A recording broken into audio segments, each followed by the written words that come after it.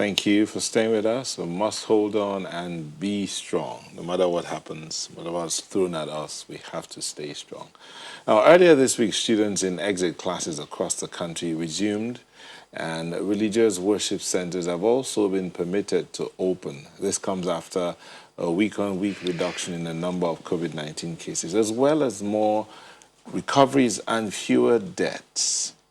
But we have been warned the end is not yet in sight, and the second phase of the East lockdown has been extended by another 4 weeks.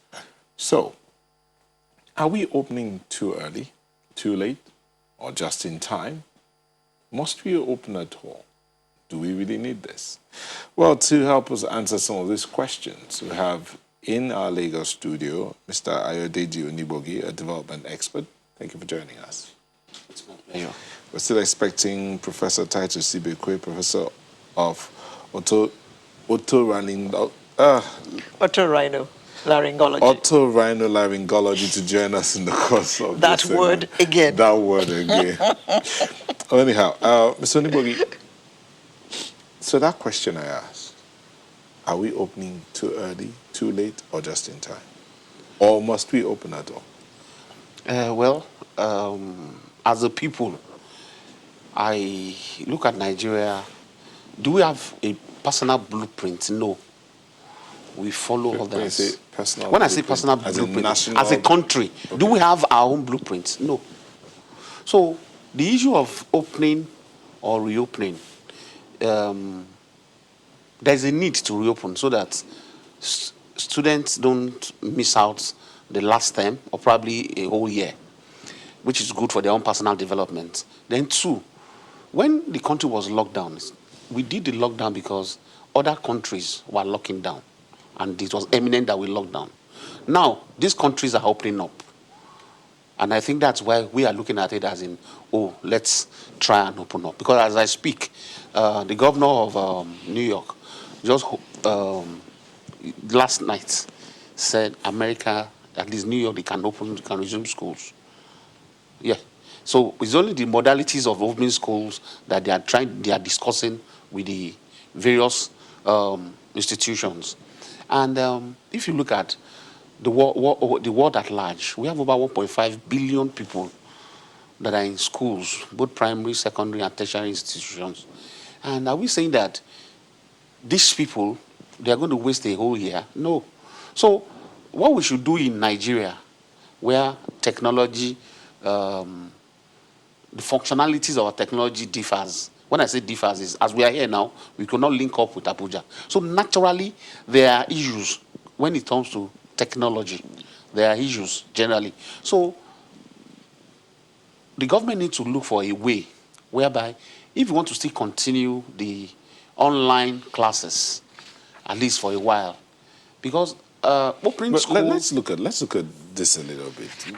There, so far, for the past 4 months or thereabout, online classes, online worship services on all religious side, they've been thriving, sort of. Are you saying that they haven't been? I mean, you've experienced some of it. Okay, when I said they might have been thriving, but it is one-sided. Let's look at public schools. How do they cope with this technology? We all know that the people that are in the public schools, more than 50% of them don't have access to the basic technology that we think will drive the online classes. So they need to go to school too.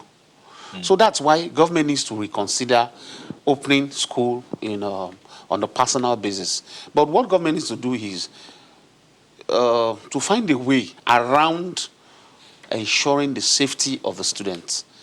And when if I say social distance, are we going to now say a classroom where we have 40 students, we just have at least 20, probably some will come in the morning, others will come in the evening.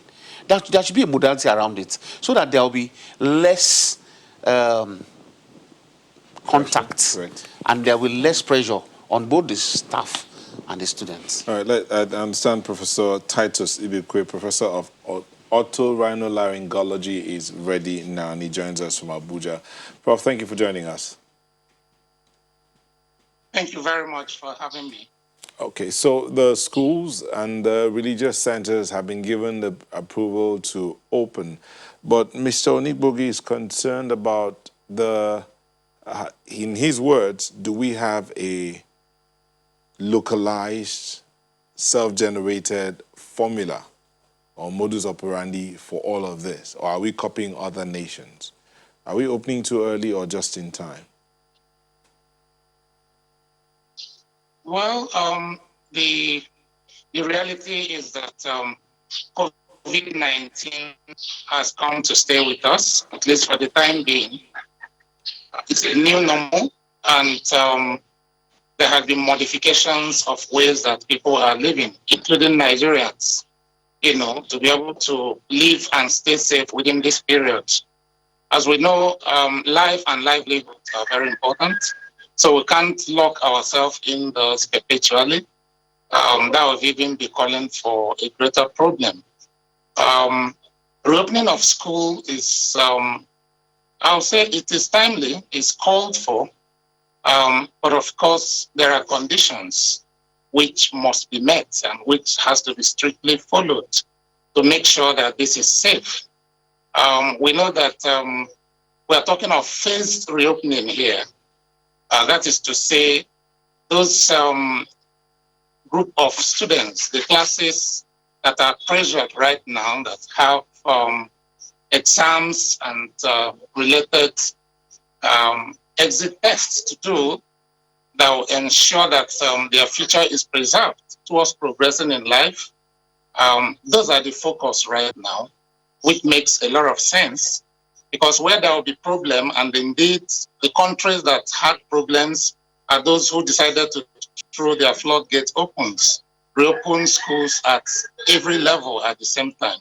So you will find it difficult to be able to handle such situation. But where there is phase, we're talking of only exit classes.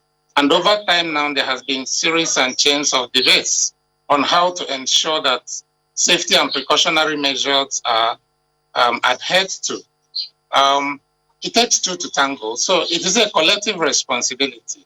We're talking of safety of our students here, equally the safety of the teachers, the proprietors of the institutions, and of course, the parents and the larger societies are important. So when we all play our roles, following the guidelines that have been clearly stipulated, it is safe to go ahead and contain this percentage of students who will be utilizing the same facility hitherto meant for the entire students, entire populace, the same set of teachers hitherto meant for a designated number of students, and will work out proportionally and ratio-wise and abide by the strict rules and regulations, is going to work.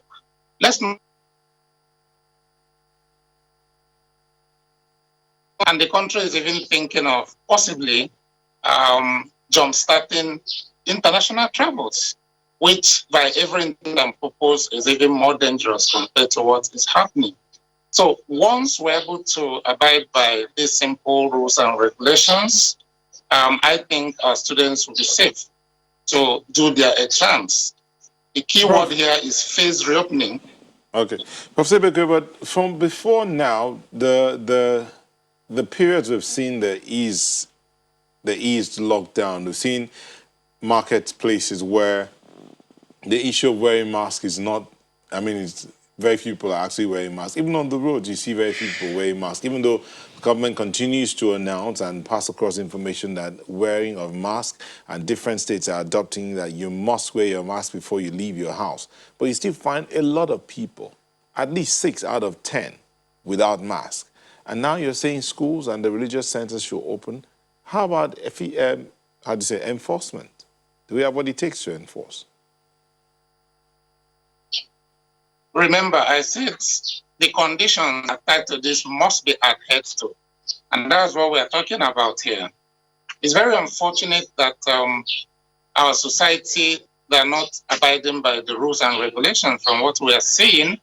That, as you rightly pointed out, you walk across the street to take some sampling, you see a lot of people jettisoning the simple rules of physical distancing and the use of their face mask. However, life must continue. And that means that we need to do more. even in propagating the message, down to how we're doing our enlightenment program, so that people will get convinced that this is real. All right. But for our schools, there is pressure on ground right now, and there is absolute need for these students to write their exit exams, you know, and taking a very close look at the guidelines that has been stipulated on ground under which these schools will reopen. If we abide by these guidelines in our schools, our students will be safe. That is exactly what I am saying. You saw the clip of the minister, when the Minister of Education, when he visited a particular school, I don't know, maybe in Abuja, I don't know, and also the mosque, some mosques yesterday, and how temperature was being taken before people were allowed in. They all had their face masks and there was social distancing. If you saw those clips, how impressed are you with what you saw, to the extent that people are actually going to adhere to the guidelines given? Yeah, this is a hard nut to crack, really. That if you take a look at, as I said, what is going on around us, you'll start casting doubts and having doubts. But let's not forget, as I said, that today, as we're speaking, there are interstate travels. That if, strictly speaking, you look at even the rise in cases and the incidents, one would be tempted to say even lockdown should continue. Interstate movements should still be restricted, all right? And everybody should be indoors. But we know that this is not feasible. As much as possible, this is a disease of nature and nurture. And there must be a balance between these two. And that is the essence of making these visits and picking out holes and ensuring that these things are corrected even before the students come back. And it is also instinctive to note that there are some clips that also showed that are very, very cheering, on your channel here, of what is happening in Taraba and some other schools, how, strictly speaking, these stipulated guidelines has been obeyed and strictly done. And I said, even in an earlier program here, that the responsibilities should not be left to the preparators alone. The government should augment in any way that these schools are lacking to ensure that they have the basic facilities. But now there are things which is within our own powers to be able to make sure that it happens, even without government coming in here. Stuff like physical distancing, like using of face masks, which are the two most important steps in controlling this disease, because you'll be able to curtail source spread and you protect the environment when this too. And there are some good news also coming. At least we know that hitherto our thought earlier on, those who are asymptomatic, they don't transmit this disease as rapid as we thought, which means that everybody in the school ensuring that this face mask is used will surely protect. And I've also suggested that certain age groups among the teachers may be excused from even these revision classes that will be ongoing in the next 10 days or thereabout for their exams. Those who are very elderly, who are approaching 60, will be excused. Then the rest of the teachers who are there can take up that responsibility. By doing that, you're also protecting the teachers. And everybody should be prone to the screening that is being done, not just the students alone, including the teachers, the workers, everybody. And if we utilize the entire facilities in the school, all the classrooms as they were, despite the fact that we have fewer students returning, we'll be able to have a very good spread. And if possible, in open places, we do this learning so that we have enough spacing and enough distancing, utilizing most of the teachers so that the teacher-students ratio will be very, very minimal. If we observe all this and using so many centers even during the exams, it's going to help us. So it's just looking into the nitty-gritties. We as parents will have roles to play. our students who are our children who are very enthusiastic to have this exit exams written, having approaching now the nation return, they have responsibilities also. The same thing with the teachers and the proprietors of various institutions. So if, and government too, if we all play our role, then definitely we'll get it right. And the life will continue while we still keep on struggling to ensure that we overcome this disease as much as possible. Mr. Nwogi, let's look at the churches now. The mosques reopened yesterday, and I was quite pleased with what I saw on TV. You know, some footage of some mosques, social distancing, all of them with their masks, somebody at the gate checking temperatures, you know. So the churches are going to reopen tomorrow. Now, how do you think that these guidelines are all going to be followed when churches reopen tomorrow?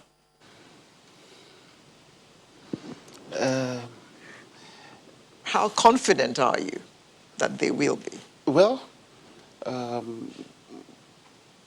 most churches, if they have the capability and the capacity, they will get those the temperature, this and that. But there is something that is very eminent in church. In church, we sing. In church, you shout. So the issue of Not in all churches. You don't no, no, no, shout in all no. When I churches. say so, I'm just trying to tell you, you express yourself to praise God. That's what I'm saying. So the issue of opening or no opening, because let's look at it, let's get it right. Why do we cover why do we use face mask? Because I'm trying to prevent anything that's going to come out of me to get into you. But when I go to church, I need to sing. So definitely, You sing with your mask on. You sing with your mask. okay. So let's do it that way. So if we cannot sing with Because our the mask on, instruction, the directive to the churches or the religious centers is that if first of all you must have sanitizers, you must provide sanitizers, you must Temperature provide measurement. hand washing equipment, Okay. temperature measuring equipment, Measurement. and anybody coming there must wear their mask. And then they Throughout must the service. throughout for the 1 hour service is Because happening. it must be that must be And then Some services are much longer. and that some, no, must- no. There's a 1 hour. 1 hour. If you want to do 15 services, 1 hour per Each. service. Then And 1 hour to Okay. exit. 30 minutes. Is it 30 minutes to exit? But now, if that be the case, the question that I was asking you, is it enforceable? Do you think it will be enforced? And that's why I'm telling you that most things that we say, let's look at the practicality. The type of nose mask we all have in Nigeria, if I talk, I'm very sure that you might not be able to hear what I'm saying. They are not audible. You understand? So that's why I now go to the extreme to say, when you go to church and you sing, how God will hear you. okay, God will hear you. So let's do that way. But it now shows that all worship centers, both church and mosque, it is now the onus of the leader, the spiritual leader, to ensure that all these things are properly done. Because the police cannot be there. The police we have, they are already overwhelmed with other activities in the country. So who is going to enforce? So the person that will enforce must be the spiritual leader, which is the pastors or the imam. So this must be done. If not, the all government is planning could be it might not work.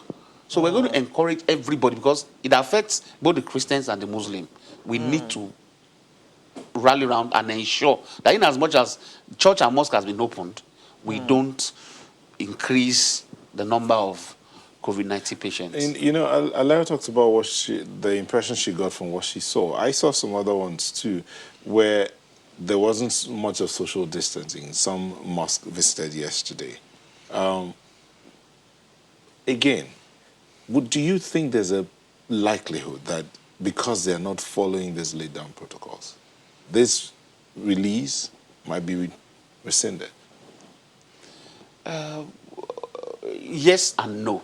Everything depends on the size of the mosque and the size of the church, and that's why it's advisable to For churches that everybody wants to come in at the same time, probably have to have canopy outside. Then for mosque that everybody wants to come to inside the mosque at the same time, probably they have canopy outside so that there'll be limited people inside the mosque so as to create the social distance that is acceptable. Okay, but In if there are fact, limited people inside, but then the bulk of them are outside, no social distancing, what No, happens? But we'll look at that. there will be social distance. We'll go on a quick break and we'll come back. We'll talk about that. Just stay with us.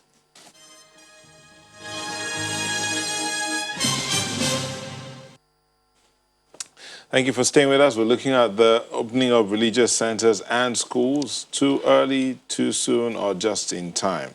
We have Mr. Onibogi here in Lagos, and we have Professor Ibekwe joining us from Abuja. Professor Ibekwe, let's look at this matter of the religious centers that have opened. I mean, the mosque opened yesterday. They had Jumat services across the country.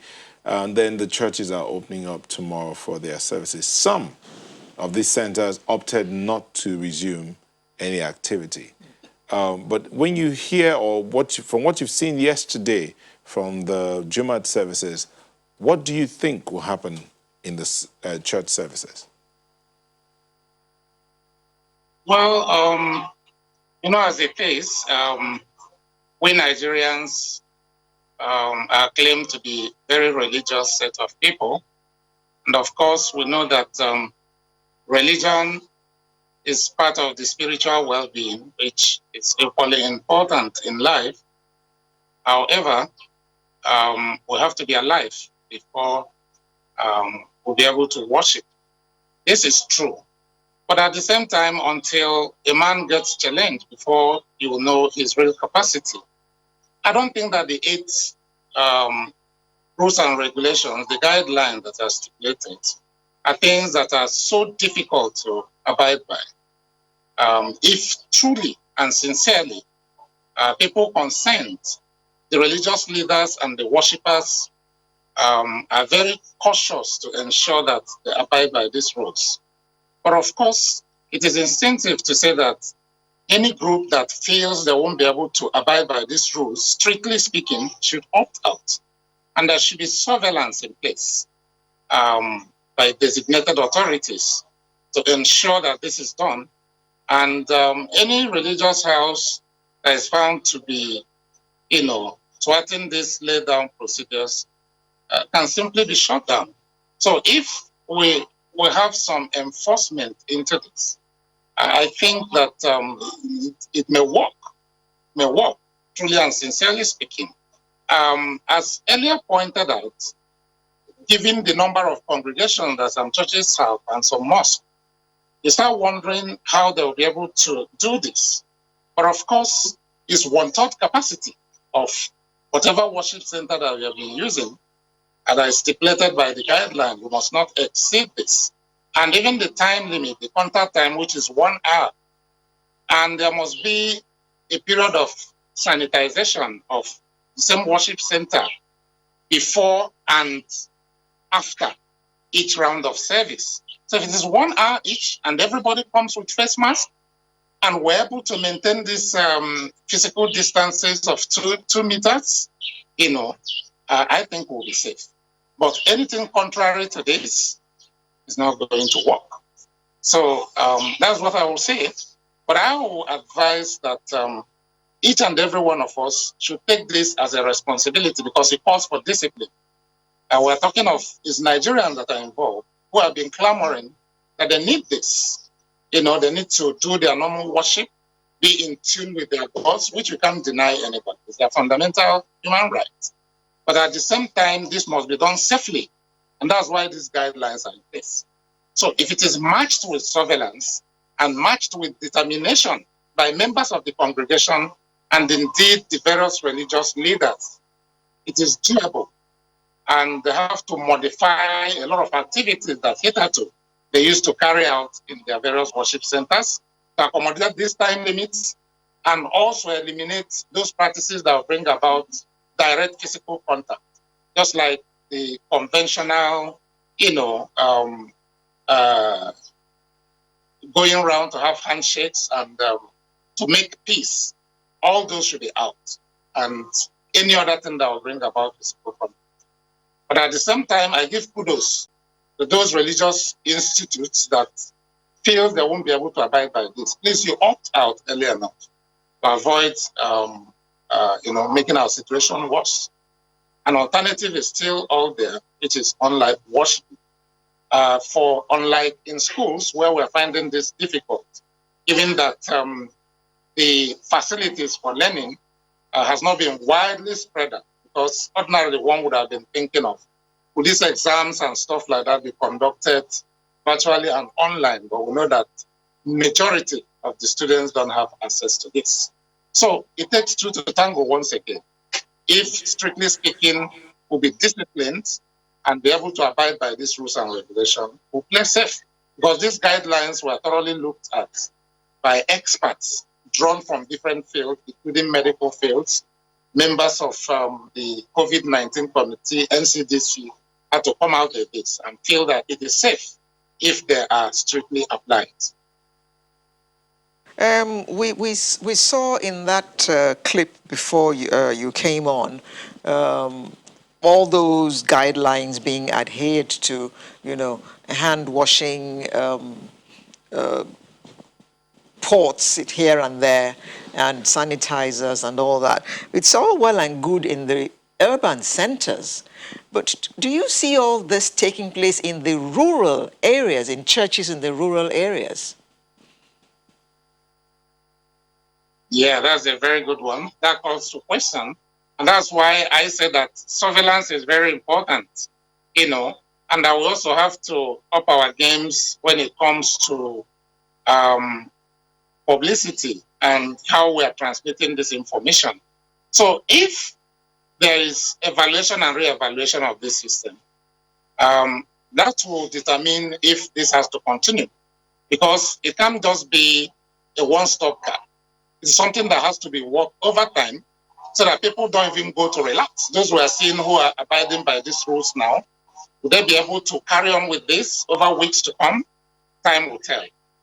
But let's do our own bit of the job, passing the right information, holding the religious leaders responsible, because their followers very much believe in them, and they are the change agents who will be able to transmit this information in the language that their followers will understand, including in these rural areas that we're talking about. So if we do this, it is possible. But if that is not done, then it's not going to be a very good one for the country.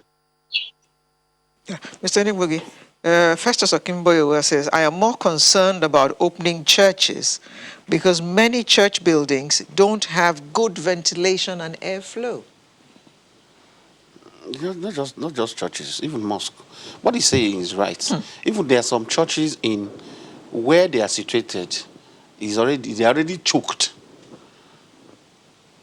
So all these are things that it is now the church leader or the spiritual leader or the mosque leader that must ensure for such church or such mosque, probably get canopies outside. Because if the space you have in is too, it cannot accommodate more people. So it's better you get tents outside. Or you get more, if not, there'll be, what we are trying to avoid, we recreate it if we are not careful. Because it's not compulsory that you still go to worship centers if there'll be more issues. Because if churches and mosques, if they are where they are situated already is already there's a problem with their size, and then such church or such mosque is not expected to open. And the guideline also encourages as many as can to have their services outside. Outside, yes. Because it's better for you to be in an open air arrangement than a closed circuit arrangement, so as to limit the spread. Yeah, and Prof, let me bring this to you. What about churches that are air conditioned? Yeah, air conditioner is not good enough for what we're discussing here. Evidence that came in not quite long ago had shown that even in physical distancing, that air-conditioned room become portal of transmission, of circulation of the viruses. We know that we talk of droplets here initially, rather than aerosolization, which is airborne transmission. But now airborne transmission is real, and even the the dividing line between droplets and aerosols is a very thin one, because the heavy particles, depending on the air current within an environment, the temperature and also the humidity can easily be converted to aerosol. So air conditioner should be discouraged. We need a good ventilator, as my colleague over there said, a good ventilation. And outdoor activities remain the best. If you go to the indoors, keep all the ports of entries, windows and doors open to ensure that there is good cross ventilation. And of course, maintain safe distancing. That's why even if it takes to have 7 rounds of worship within this period, to ensure that, strictly speaking, these rules are stuck by, it is very important to do that. So those cozy air-conditioned places should be discouraged for now as much as possible. Be open. So Festus says pastors must wear face masks when preaching. This is not a time for somersault and acrobatic preaching. Festus Akimboewa. The question of taking personal responsibility also comes in here for those that are coming to the worship centers, or even those going to schools, for the parents that their children will be going to school and all of that. So like Lagos, for instance, recently said those in JSS 3 can start classes on Monday because they have to write their basic education certificate exam. So when you say taking personal responsibility here, what would you advise for those going to the church tomorrow, those going to school on Monday and all? We need to take personal responsibility. As a citizen, what is expected is, let's limit the transmission. And how you can limit it is to ensure that you play your own part. And how you can play your own part is ensure that you wear your face mask, you do the proper social distancing, and then the issue of going to school and playing, gesticulating, you should be limited for now. Students should ensure that their focus is just school, exams, and then they go back. Then, as time unfolds, other things can happen. But for now, let's limit. Students should limit the contact they have with one another, because it's very important, and they should try as much as possible to protect themselves with their mask, and then to ensure that they do the hand wash must be something that is constant, so that they limit the transfer and they try to prevent themselves. You can, it's either you can affect someone or someone affects you. So it's better you protect yourself. You know what, I'm just thinking, teenagers who haven't seen themselves in 4 months, and then suddenly they see themselves and you tell them to limit no hugging, no handshake. I'm just imagining how difficult that will be for the teachers and the school authorities to monitor that. Let me take it to Prof. Prof, how do you think they're going to be able to cope with all of that? Yeah, well, the nucleus of a nation means the family. And that's why we parents, as I highlighted earlier, we have key responsibilities to play here, by ensuring that first we educate our children properly at home. Everybody has seen the ravaging effect of COVID-19, not only in Nigeria, but across the world. So it's real. When you counsel these children very well and good enough, for instance, the exit classes, these are the older children, like you talk of those SS3. These are adolescents who are turning into adults. JS3 is where I have some little bit of issues, but with good counseling, good teaching, our children will tend to listen to us as their parents much more. So you educate them well, equip them well before they leave home. I have advised earlier on that you have homemade face masks of about 5 in number. Inscribe the name of your child boldly on this, so that the idea of mistakenly misplacing or exchanging this will not happen. One per day during these 5 days in a week. It is washed, kept, ironed, one per day. This is done and strictly done. And when the children they're given this instruction, don't think that our children are not intelligent. They are, depending on how we transmit and pass information to them. So if they come to realize this and they get there, with the help of the teachers and help of everyone,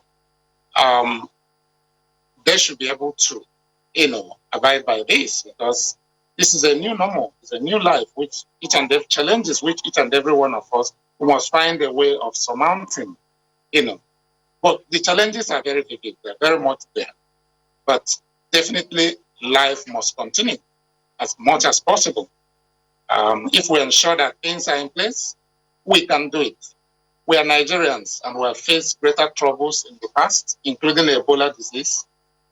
With the right information, the right thinking, and the right determination, we can. Mr. Nigbogi, this person, Identity 219 or Identify 219, says that he prayed at the Eco Central Mosque, Idumota. And he says that there were more people praying outside the mosque than those inside, and there was no social distancing. That question of self-taking responsibility. Again, in closing, what would be your advice to everyone out there? My advice to Nigerians is, let's all play our parts. And what is your part? Let's follow the rules and regulations as laid down by the government. Because the rules and regulations laid down by government is not for the interest of the government, but it's for the interest of individuals. If you play safe, you enjoy safety. So we as individuals, either we are students or we are members of a church or a mosque, we must act our parts. And that's the best thing. Thank you very much, Mr. Ayadeji Onigbogi, a development expert, and Professor Titus Ibekwe, a professor of otorhinolaryngology, joined us from Abuja. Thank you both for sharing your thoughts with us today. Sunrise will be back in a moment. Do stay with us.